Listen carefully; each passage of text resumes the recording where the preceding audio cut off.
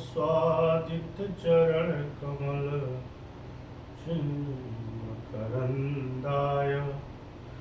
भक्तजनमानस निवासाय श्री रामचन्द्राय ध्येयं सदा परिभवग्नं वेष्टदोहं तीर्थास्पदम्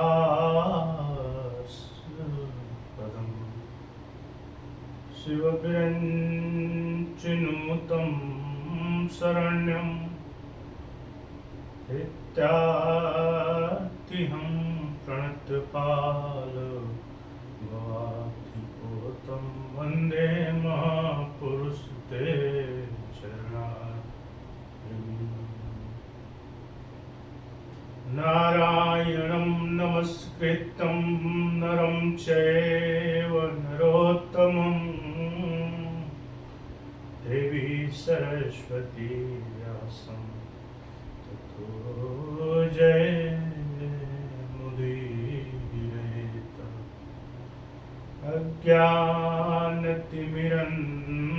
अज्ञानतिमिरन्धस्य ज्ञानाशलाकया चक्षुर्मिलितं ज्ञानं तस्मै श्रीगुरवे नमः।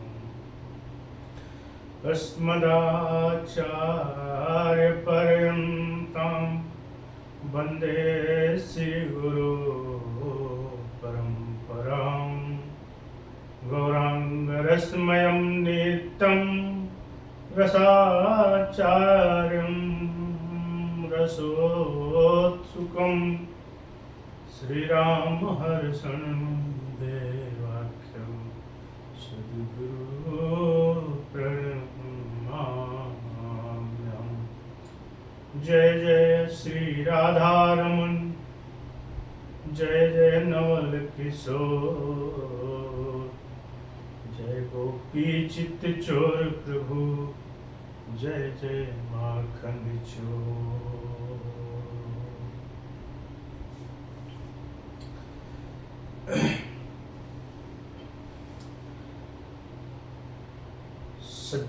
सच्चिदानंद रूपाय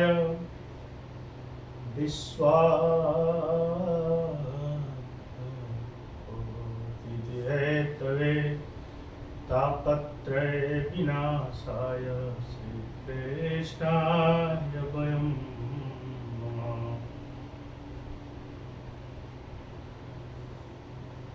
आज हम भागवत के मर्मज्ञ निशान सुंदर पराशर जी की अनुग्रहित पुस्तक को देख रहे हैं, उसके भाव शब्दों को समझ के मैं उनके महात्मा द्वारा जो बताए गए उसको लेके ही हम आज से प्रथम दिवस के स्वरूप स्टार्ट करेंगे। एक सोशल मीडिया के माध्यम से हम आप तक पहुँचेंगे। हम बहुत उच्च स्तरीय नहीं है, हम लोग एक निम्न स्तरीय हैं और हम लोग एक भगवान के जो हमारे गुरुजन ब्राह्मण देवता लोगों ने जो दिया है प्रसादी स्वरूप, भगवत प्रसादी के रूप में हम लोग उसी को आगे बढ़ाने का प्रयत्न कर रहे हैं। कोशिश प्रयासता रहेगी, आप तक त्रुटियां भी बहुत होंगी, इसलिए एक भगवत प्रसादी स्वरूप समझिएगा। महात्मा, आज हम भागवत के महात्मा को समझेंगे कि भागवत के महात्मा क्या होता है, भगवान का स्वरूप कैसा है। सत्य घन, चिद घन और आनंद घन है। ऐसे भगवान सच्चिदानंद स्वरूप जो समस्त विश्व का पालन, सृजन और संहरण तीनों के हेतु जो हैं तथा जिनके पावन चरण ग्रहण करते ही जीव के तापत्रय समाप्त हो जाते हैं, इसे गोविंद के पाद पद्मों में हम सब मिलकर बारंबार प्रणाम करते हैं। महाभागवत श्री सुखदेव जी का ध्यान करते हुए नैमिषारण्य की पावन भूमि में सूत जी महाराज सौनकादि ऋषियों से मंगलमयी कथा सुना रहे हैं। हम भी अपने मन को, वाणी को, अपने शरीर को, अपने आस्था को, सबको लेके हम वहीं चलेंगे और जहाँ हम हैं वहीं नैमिषारण्य को समझ के हम इसको अनुग्रहित करेंगे। 88,000 ऋषियों के मध्य श्री सौनक जी प्रधान श्रोता बनकर सबका प्रतिनिधित्व कर रहे हैं। आयु में जो सबसे छोटे हैं, देखिए कथा ऐसी नहीं है कि बड़ी आयु के ही लोग गा सकते हैं, बड़ी आयु के लोग भी गा सकते हैं, छोटी आयु के भी लोग गा सकते हैं। सोचिए, जहाँ पे सबकी दाढ़ी सफ़ेद हो गई है और वहाँ पे सबसे जो छोटे ऋषि के रूप में सौनक जी प्रधान श्रोता बने हैं, जो सबसे छोटा है और इस कथा का प्रतिनिधित्व कर रहे हैं। तो किसी भी चीज़ के लिए उम्र मायने नहीं रखती है। अपने सोच समझ और प्रभु के प्रति कितना अपनी समर्पण भावना है वो मायने रखता है और उसी को मान के हम लोगों को जीना चाहिए। जैसे सूत जी महाराज व्यासपीठ पर सुशोभित हो रहे हैं। सौनक जी आयु में बड़े हैं पर वयोवृद्ध होकर भी श्रोता बनकर बैठे हैं। इनकी विशेषता है कि कथा मृत रसा स्वाद कुशल, भगवान का कथा में पान करते हैं और उस कथा पान करने में वो परम कुशल है। परम कुशल कौन है? जो किसी भी चीज में उस व्यक्ति की अपनी समझदारी है, अपने को न छोटा मानता है न बड़ा मानता है, जिस समाज में जिस हिसाब से ढल जाए वो परम कुशल है। जब श्रोता बनकर बैठते हैं तो महान विद्वान और वयोवृद्ध होकर एकदम अनभिज्ञ बन गए हैं। यही उनकी कुशलता है। आज सौनक जी सूत जी को नमन करके पूछते हैं कि अज्ञान ध्वांत विध्वंस कोटि सूर्य समप्रभ सुताख्याहि कथा सारम मम कर्ण रसायनम। हे सूत जी महाराज, हम लोगों के हृदय में अज्ञान का जो घोर अंधकार व्याप्त है, वह त्रिभुवन के अंधकार को दूर करने में तो भगवान सूर्य समर्थ हैं, पर जीव के हृदयगत जो अंधकार भरे हैं सूर्य की किरणें दूर नहीं कर सकती हैं। सूत जी महाराज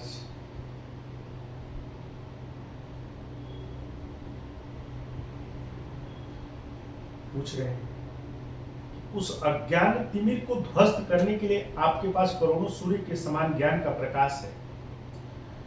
उस ज्ञान की एक किरण जो लोगों के हृदय पटल पर डाल दीजिए और जिससे हमारा अज्ञान तिमिर ध्वस्त हो जाए। यह जानना चाहते हैं कि भक्ति ज्ञान और वैराग्य को बढ़ाने के लिए वैष्णव लोग क्या करते हैं? ऐसा कौन सा कार्य किया जाता है जिससे मोह माया का निवारण हो जाए? देखिए महाराज, अब घोर कलिकाल आ गया है और जिसमें लोगों की आसुरी वृत्ति हो गई है। हर प्राणी क्लेश और आक्रांत है। ऐसे प्राणियों का कल्याण कैसे होगा? जो पवित्र को भी पवित्र कर दे और भगवत प्राप्ति का सर्वोत्तम साधन हो, वह कृपया आज हमें बतलाना। सूत जी पूछ रहे हैं। उसके ऊपर गुरुदेव भगवान की बहुत बड़ी कृपा है आज के समय में कि जो हम लोग इस युग में रहते हुए भी इस चीज़ों के प्रति हमारी आस्था जुड़ी है, आपकी आस्था जुड़ी है और हम लोग इसमें सुनने में विश्वास करते हैं। यह सबसे बड़ी आस्था है और ये सबसे बड़ी कृपा कही आज के हमारे जो महान गुरुजन कथा के माध्यम से लोगों को जो भागवत की गंगा में बहा रहे हैं। संसार में किसी को भी चिंतामणि मिल जाती है तो जिस वस्तु का चिंतन करो वही वस्तु प्रदान कर देती है, और कल्प वृक्ष का चमत्कार है कि उसके नीचे जो कल्पना करो वह स्वर्ग से संपत्ति भी प्राप्त करवा देता है।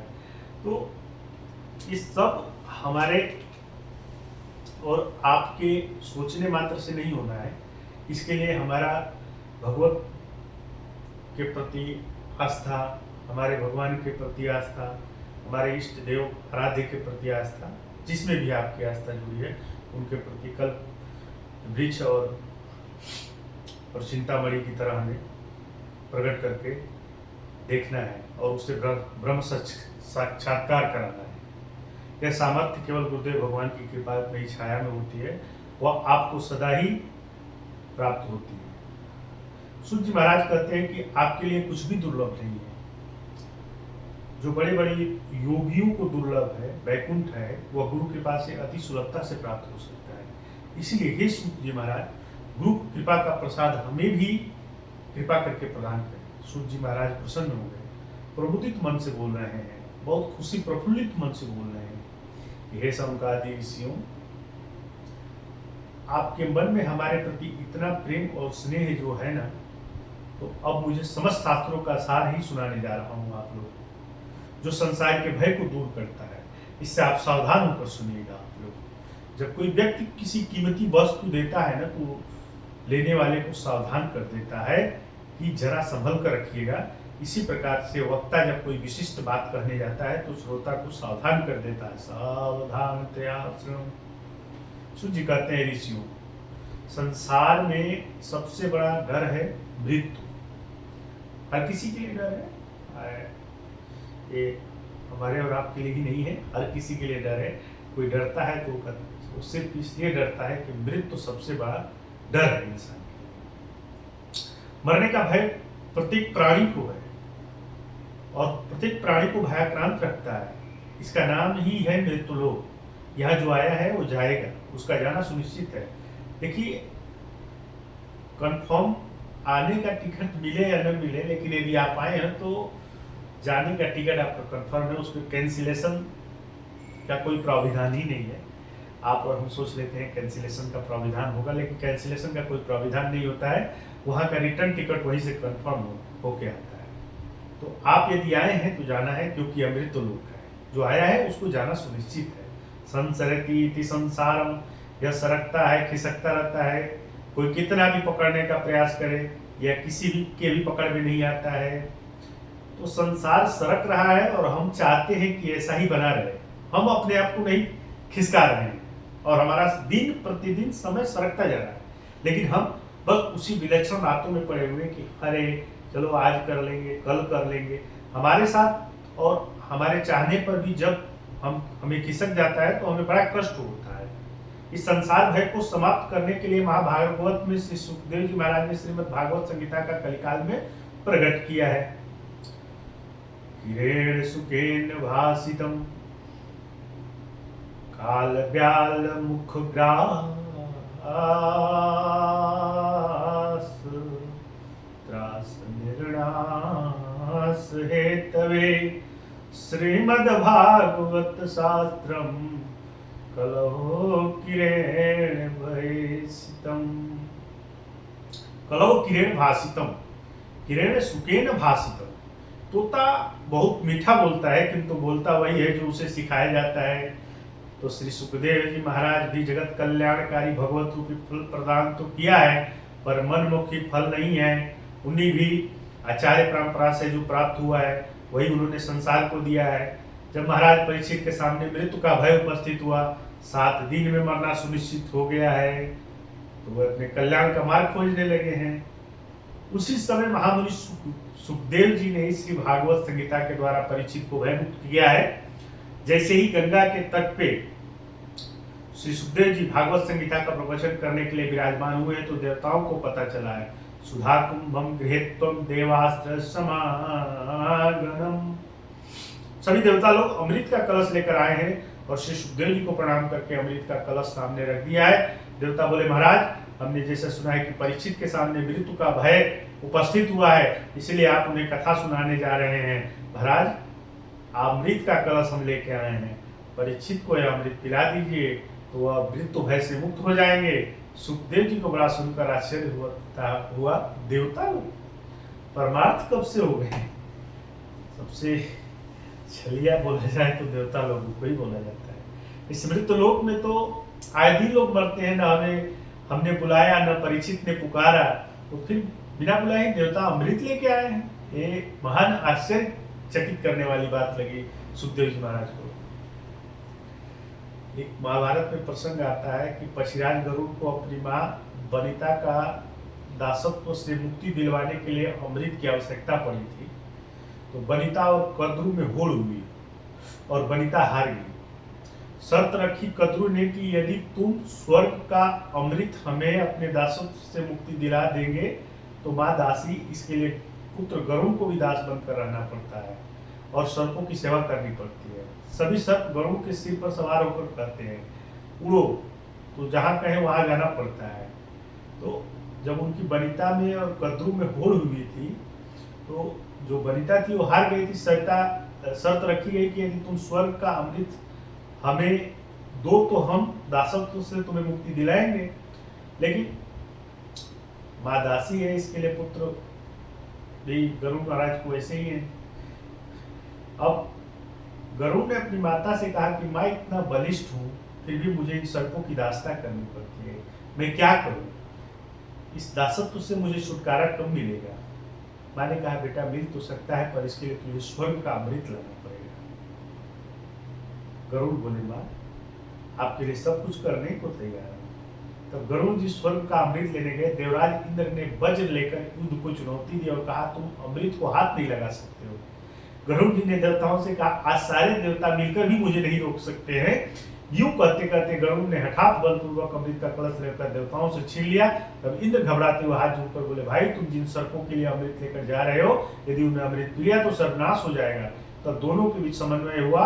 गरुड़ ने अमृत लाकर सर्पों को दिया, दासत्व से माँ को मुक्ति किया और उसी समय इंद्र आकर अमृत का अपहरण करके अंतर ध्यान हो गए। कहने का मूल अभिप्राय यह है कि गरुड़ को आवश्यकता थी तो देवता लड़ने मिटने को तैयार हो गए, अंत में दिया भी नहीं। इसके विरुद्ध आज परीक्षित को बिना बुलाए ही अमृत देने चले गए।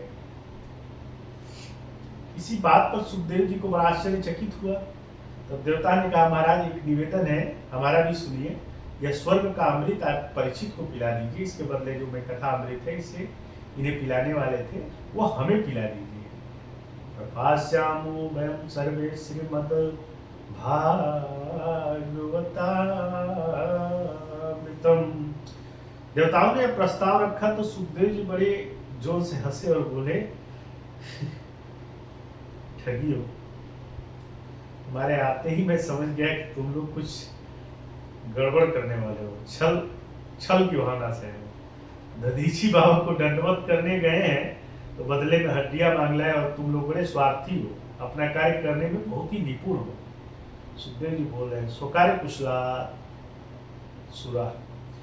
स्वार्थी व्यक्ति यदि तुम्हारे फायदे की ज्यादा बात करता है ना तो सावधान हो जाना चाहिए कि हमारे प्रति यह इतना उदार क्यों हो रहा है। तो देवताओं ने पहला फायदा तो परीक्षित को ही बतलाया कि महाराज इसे अमृत पिला दीजिए, अमरत्व को प्राप्त हो जाएगा। और सुखदेव जी उस समय सजग हो गए।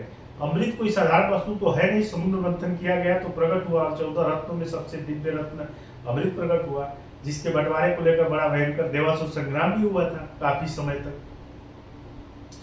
और ऐसा वह दुर्लभ अमृत आज देवता लोग अपने इतनी कीमती वस्तु क्यों देना चाहता है, परंतु जब इसके बदले भगवत अमृत मांगा गया है तो इसमें आप समझ लीजिए कि वह अमृत इतना दुर्लभ है तो यह भगवतामृत कितना अद्भुत है, जिसके बदले में देवता लोग वह अमृत देने को तैयार है, जिसके लिए देवासुर संग्राम तक कर लिए थे।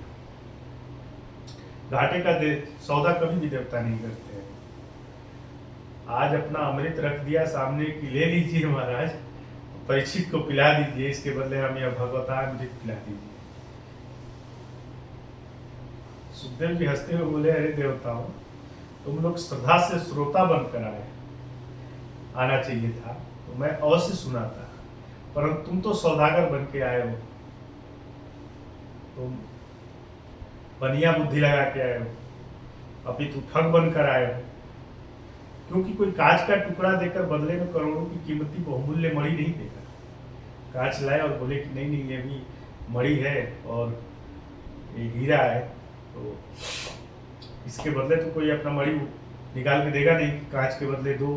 वह कांच का टुकड़ा कई लाखों की मणि, देवताओं तुम्हारा अमृत कांच है और मेरा कथामृत करोड़ों का मणि है। सुखदेव जी भगवान कह रहे हैं विनिमय बराबर की वस्तुओं का होता है, विनिमय कांच और मणि का कभी नहीं हो सकता है। क्वा सुधा क्व कथा लोके क्व काच क्वा मणिर्महान् ब्रह्मरातो विचारे तदा देवाजासम्।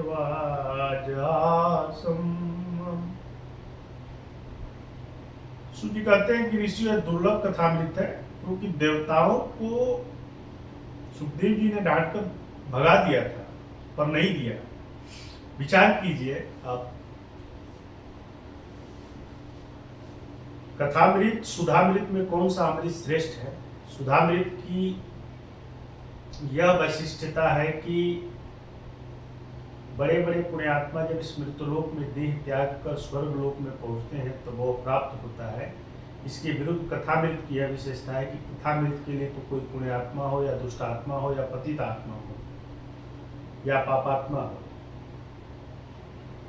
कोई कैसा भी हो, यह अमृत सबको पिलाया जाता है और सबके लिए सुलभ है। यह बहुत ही आसानी से मिलता है।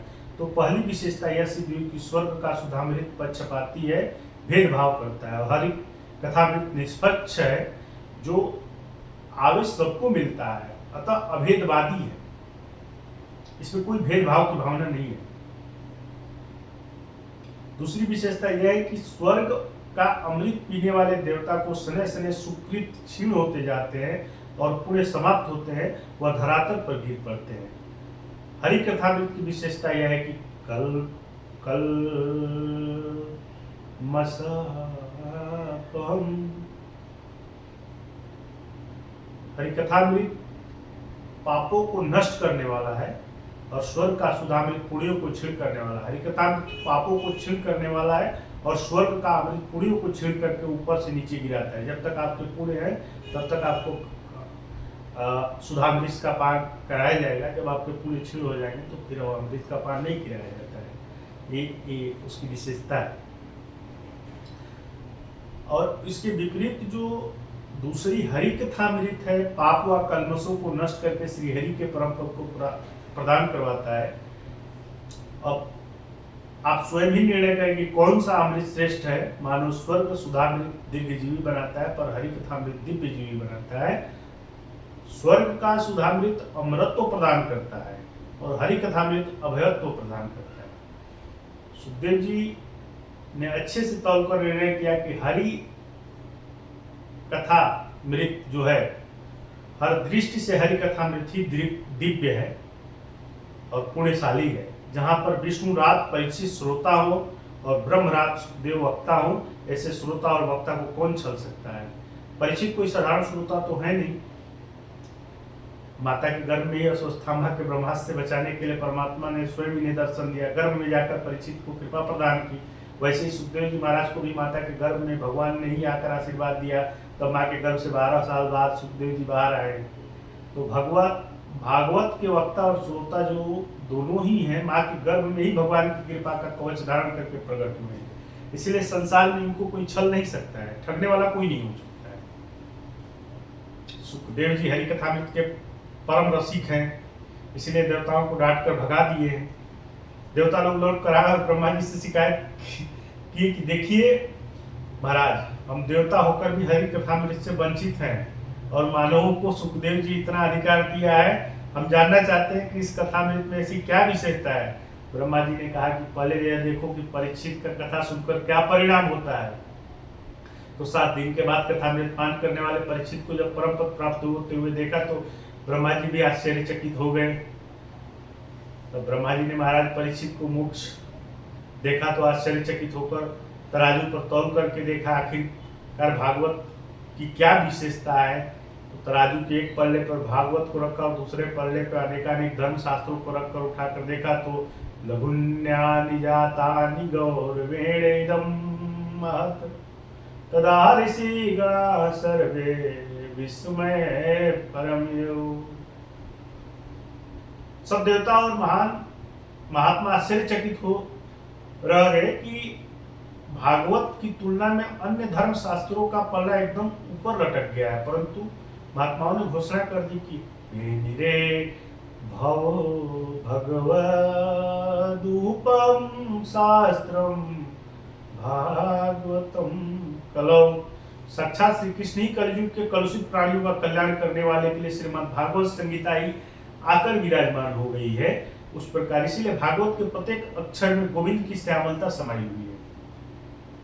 यह साक्षात भगवान का वांग्मय विग्रह है। ऋषियों ने सूत जी से प्रश्न किया है कि महाराज यह 7 दिन में सुनने की परंपरा कैसे प्रारंभ हो गई। सूत जी कहते हैं कि सूत जी जो भी बैठे हुए थे, जो 88,000 ऋषि मुनि लोग बैठे हुए थे, उन्हीं में से पूछा। तो सूत जी कहते हैं कि सनंदन, सनातन और सनत कुमार, इन चारों ऋषियों ने देवर्षि नारद को सुनाकर यह सप्ताह की परंपरा प्रारंभ की थी। सौनक जी ने पूछा, नारद जी तो घड़ी से ज्यादा कहीं टिकते नहीं है, तो ऐसे अस्थिर नारद जी ने 7 दिन बैठकर भागवत को कैसे सुना। कहा सुना, क्यों सुना, कृपा करके बतलाइए। सूत जी कहते हैं, एकदा ही विशालाय चत्वार ऋषयो मला सत्संगार्थ समायात नारदम। एक समय की बात है कि विशालपुरी बद्री नारायण धाम में शंकरादि चारों भाई सत्संग की इच्छा से विचरण कर रहे थे, क्योंकि ध्यान भजन पूजन आदि तो सब एकांत में हो सकता है, पर सत्संग को एकांत में आप नहीं कर सकते हैं। थोड़े ही आनंद आता है, आप एकांत में करेंगे तो कुछ भी आनंद नहीं आएगा। जब तक 2-4 श्रोता न हो, कोई न हो, तो सत्संग में कोई आनंद नहीं आता है। चारों भैया विचरण कर रहे थे, अचानक नारद जी को देखकर मन बहुत प्रसन्न हुआ। संत को जब कोई भागवती संत मिलता है, उसके कैटेगरी के लोग मिलते हैं, तो किसी को भी प्रसन्नता आती है। कोई का मित्रवत कोई मिलता है तो बहुत ही सुंदर इंसान को महसूस होता है। तो संकादियों का जीवन तो भगवत कथा ही था मात्र का जीवन। पर जैसे ही नारद जी ने निकट आए तो आश्चर्य हुआ, क्योंकि नारद जी का मुख बहुत चिंतित और मलिन नजर आ रहा था। शंकादिक आश्चर्यचकित हो गए कि समाज की चिंताओं को दूर करने वाले परम संत श्री नारद जी आज बहुत चिंतात्मक हैं। बड़ा आश्चर्य है। पूछा, कथा ब्रह्मांड विमुख कुतश्चिंता तुरो भवान त्वरितं गम्यते कुत्र कुतः स्वागमनं तव इदानीं शून्यचित्तोऽसि गतवितो यथा तदेव मुक्तसङ्गस्य नेचितं वदकारणं भो ब्रह्मान् कथां दीनमुख। अरे नारद जी, महाराज आपका मुख इस प्रकार से लटका हुआ क्यों है? इस बात की चिंता है? क्या हुआ ऐसा जो आपको चिंता सता रही है? या भागे भागे कहाँ से आ रहे हैं, कहाँ जा रहे हैं आप? मुख कमल तो ऐसे लग रहा है जैसे कोई महाकृपण का धन चला गया हो। गतवितो यथा जना, तुम्हारा क्या चला गया है महाराज?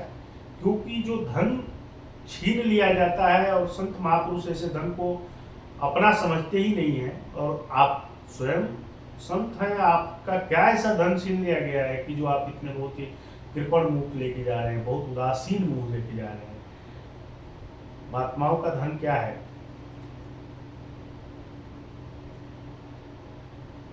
महात्माओं का धन हरि कथामृत है। हमारो धन राधा श्री राधा श्री राधा, हमारो धन राधा श्री राधा श्री राधा, तो प्रभु का नाम ही संतों का एक परम धन है, जिसे संसार में कोई चुराने वाला नहीं है, जिसकी कोई किसी प्रकार की चिंता करने की आवश्यकता नहीं है। फिर नारद जी, तुम ऐसे वीतराग और मुक्त संग हो कि दुनिया में अपने लिए झोपड़ी तक नहीं बनाई, क्योंकि 2 घड़ी से ज्यादा कहीं आप टिकते नहीं है, तो रमते राम होकर भी इस प्रकार मुंह लटकाए क्यों घूम रहे हैं। और संसारियों की जब समस्याएं सताती है तो संतों की शरण में शांति पाने के लिए आते हैं, और संत की यदि इस प्रकार की चिंता है तो आप कहाँ जा रहे हैं प्रभु, कहाँ जा रहे हैं। तो संसारियों का क्या बीतेगी, देशितम पदम कारण। आप जैसे विरक्त संत को इस प्रकार की चिंता करने उचित नहीं लग रहा है महाराज, हमें अपने दुख का कारण बताइए। तब नारद जी ने अपने अग्रजों को अपनी समस्या सामने रखी है। इसका कल श्रवण करेंगे हम लोग। आज के लिए इतना ही। अच्छा, हमने शुरुआत रखा है और आगे भी हम लोग इस चीज़ के लिए करते रहेंगे।